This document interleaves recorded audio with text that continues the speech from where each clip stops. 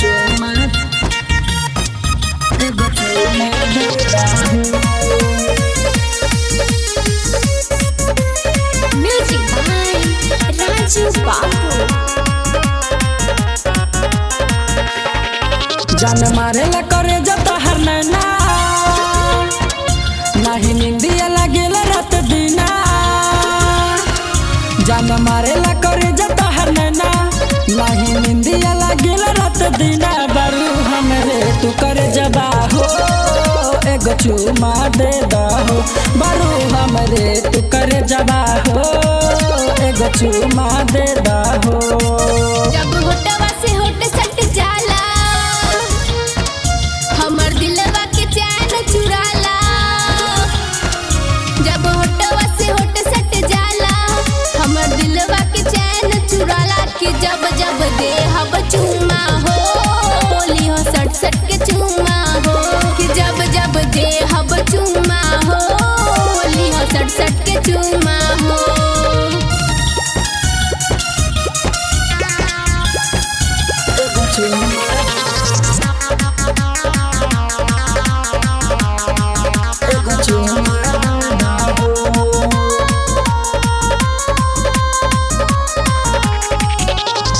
मिल जाला जब ओठे में चूमत मनवा हमार पगलाला हो।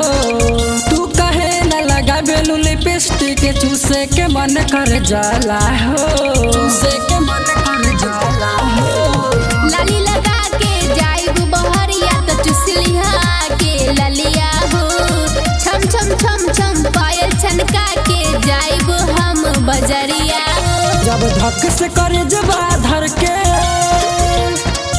हमार मनवा से मनवा सन के। जब दिलवा से दिलवा धर के हमार मनवा से मनवा सन के। बारू हमरे तू कर जबा हो एगो चुमा दे दहो। बारू हमरे तू कर जबा हो एगो चुमा दे दहो। एगो चुमा एगो चुमा दे दहो।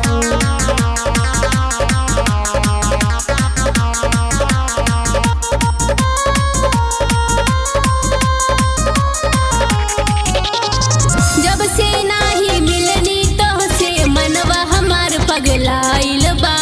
मन करेला दिन दुपहरिया रही अरवा के बहिया में। अरवा के बहिया में एक पल नाही निंदिया लागेला सपना में रोज रोज आवेलू। हमारा सामने आ जाए तू ता ओठवा में होठ सटा जाए तू। जब होटवा में होट सट जाला तब माजो में बहुते आला।